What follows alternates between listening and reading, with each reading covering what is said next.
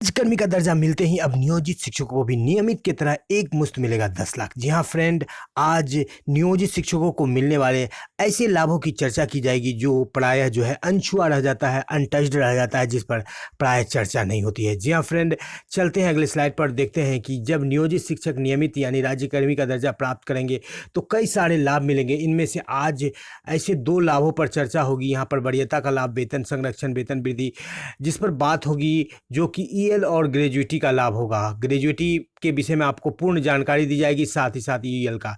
तो ईएल पर जो बात चल रही है, 20 दिन से 240 दिन किया जा रहा था, लेकिन जैसे ही अब आपको राज्यकर्मी का दर्जा मिलेगा, आपको 300 दिन का ईएल मिलेगा। जी हाँ फ्रेंड, आपको सही सुन रहे हैं कि 300 दिन का ईएल मिलेगा।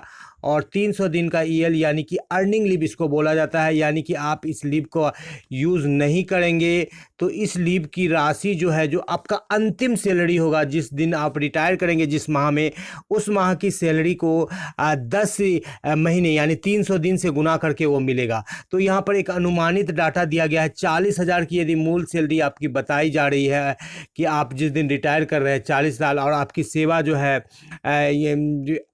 उस टाइम 12,000 का डीए हो रहा है, तो 60,000 का मूल वेतन हो रहा है। और आपको यदि यहाँ पर 240 दिन का कैलकुलेशन किया गया 8 माह, तो 4,80,000। यदि आपका कैलकुलेशन बिल्कुल यहाँ पर यदि 10 माह का किया जाएगा, यानी 300 दिन का, जो कि बिल्कुल आपको राज्यकर्मी बनते हैं 300 दिन का अर्निंग लीव मिलेगा, तो ये राशि जो है 6 लाख हो जाएगी। 6 लाख का जो है आपको अर्निंग लीव मिलेगा। और अभी जो नियमित शिक्षक वर्तमान में जो रिटायर्ड हुए हैं, उन शिक्षकों को, कई सारे ऐसे शिक्षक हैं जिनसे हमारी बात हुई है और उन्होंने बताया है कि उनको 10 लाख से 12 लाख तक का अर्निंग लीव मिला है, क्योंकि उनका मूल वेतन 60,000, 70,000, 68,000, 72,000 तक मूल वेतन है। जी हाँ फ्रेंड, दूसरा जो महत्वपूर्ण आपका पहलू है, तो अर्निंग लीव का आपको 6 लाख मिलने जा रहा है, वो है सुप्रीम कोर्ट का फैसला हो गया है और निजी विद्यालय को भी मिलना शुरू हो गया है, लेकिन बिहार के नियोजित शिक्षकों को भी मिलेगा ग्रेजुएटी। और लोकसभा से बिल पास कर दिया गया है, और ग्रेजुएटी कब है, क्या है, कैसे मिलता है, विभिन्न पहलुओं पर आज आपको बताया जाएगा। जी हाँ फ्रेंड, बात कर लेते हैं ग्रेजुएटी की। तो आपको ग्रेजुएटी से भी लगभग 5 से 6 लाख रुपए एक मुश्त मिलेंगे। जी हाँ फ्रेंड, ग्रेजुएटी क्या है, कब मिलता है, कितना मिलता है, कैसे मिलता है, ये सारे पहलुओं पर आज आपको बताया जाएगा। और निजी स्कूलों को भी ग्रेजुएटी देने का 1997 से जो है प्रावधान किया गया है। सुप्रीम कोर्ट में एक केस गया था जहां पर स्कूल प्रबंधन के द्वारा ग्रेजुएटी देने से मना कर दिया गया था, लेकिन जब केस की सुनवाई हुई तो सुप्रीम कोर्ट ने उस शिक्षक को 1997 के प्रभाव से ग्रेजुएटी देने के का आदेश दिया, जो उस विद्यालय में कार्यरत था। 1997 के प्रभाव से ग्रेजुएटी देने का, यहाँ पर देख पा रहे हैं, 1997 के प्रभाव से ग्रेजुएटी देने का उसको आदेश दिया गया। तो अब नियोजित शिक्षक जब राज्यकर्मी बनेंगे तो उनको भी ग्रेजुएटी का लाभ मिलेगा। और ग्रेजुएटी का लाभ उनको किस तरह से मिलेगा, तो ग्रेजुएटी पर जो है लोकसभा में बिल भी पास हो गया है श्रम मंत्रालय के द्वारा। और ये जो है बिल रामेश्वर तेली जो है श्रम संसार मंत्रालय जो है, उन पर 4 कोड, लेबर कोड पास किए हैं। और ग्रेजुएटी की अधिकतम सीमा को 10 से बढ़ाकर 20 लाख अब कर दिया गया है। 20 लाख तक ग्रेजुएटी मिल सकता है, और ये 2017 से ही किया गया है। ग्रेजुएटी में संशोधन किया गया है, और ग्रेजुएटी की जो राशि जो है नॉन टैक्सेबल, यानी उस पर टैक्स नहीं लगेगा। और श्रम राज्य मंत्री रामेश्वर तेली ने लोकसभा में जो है पिछले दिनों ही इस पर सहमति दे दी है। ग्रेजुएटी बिल को पास कर दिया गया है। अलग अलग राज्यों ने अपने लिए इसके पर कोड भी बना लिए हैं। और ग्रेजुएटी का लाभ बिहार में नियोजित शिक्षकों को भी है। बिहार के शिक्षा मंत्री ने कहा कि इसको दिया जाएगा। तो फिलहाल ये बीपीएससी वाले शिक्षकों के लिए थी।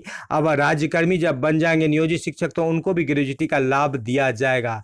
जी हाँ फ्रेंड, ग्रेजुएटी का लाभ किस तरह से प्राप्त होता है, इस पर हम लोग जान जाते हैं और चर्चा कर लेते हैं। किस तरह से ग्रेजुएटी मिलता है, 10 लाख तक पहले नोट टैक्सेबल था, अब 20 लाख तक की राशि जो है नोट टैक्सेबल कर दिया गया है। ग्रेजुएटी होता क्या है, पहले इसको जान लीजिए फ्रेंड, कि ग्रेजुएटी किसी भी कंपनी में काम करने वाले एम्प्लॉय के वेतन का एक हिस्सा होता है, जो ग्रेजुएटी के तौर पर काटा जाता है। और जब वह कंपनी में 5 साल, अब इस सीमा को भी ख़त्म कर दिया गया है, से अधिक काम कर लेता है, तो रिटायर के समय एक मोटी रकम उसको ग्रेजुएटी के तौर पर दी जाती है। तो ये होता है ग्रेजुएटी। और ग्रेजुएटी जो है बिल्कुल जो है एक 6,000 रुपये जो है डियरनेस अलाउंट का बात कर लेते हैं, और 20,000 रुपये वेतन की बात करते हैं, तो 26,000 पर कैलकुलेशन की सुविधा के लिए 26,000 लिया गया। 26,000 पर यदि करे तो 2,75,000 का जो है यहाँ पे ग्रेजुएटी आता है। 26,000 पर यानी कि 26 को बटे 26 करना है तो 1,000 रुपया का ग्रेजुटी आया, और 15 से उसको गुना कर देना यानी 15,000 का महीना आया। और आप जितना साल तक काम करते हैं, 15 साल यहाँ पर लिया गया है कर्मचारी का काम, तब 15 गुना 15 यानी कि 225 यानी 2,25,000 का आपका ग्रेजुटी बन गया।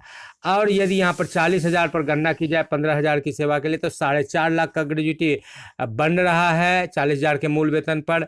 तो इस तरह से ग्रेजुटी का लाभ जो नियोजित शिक्षकों को मिल रहा है, ईएल का लगभग 6 लाख रुपए 40,000 के मूल वेतन पर, और ग्रेजुटी का 4.5 लाख, तो लगभग जो है यहाँ पर 10 लाख से अधिक एक मुश्त राशि मिलेगी। कहीं ना कहीं एनपीएस में जो है राशि बहुत ज़्यादा नहीं मिल पाती है।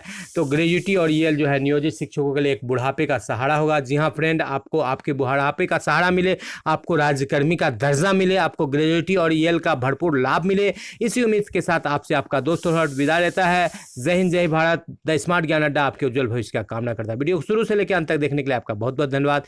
नीचे सब्सक्राइब का बटन है, सब्सक्रिप्शन का प्यार बरसा दीजिए। द स्मार्ट ज्ञान अड्डा से जुड़े रहिए। जी हाँ फ्रेंड,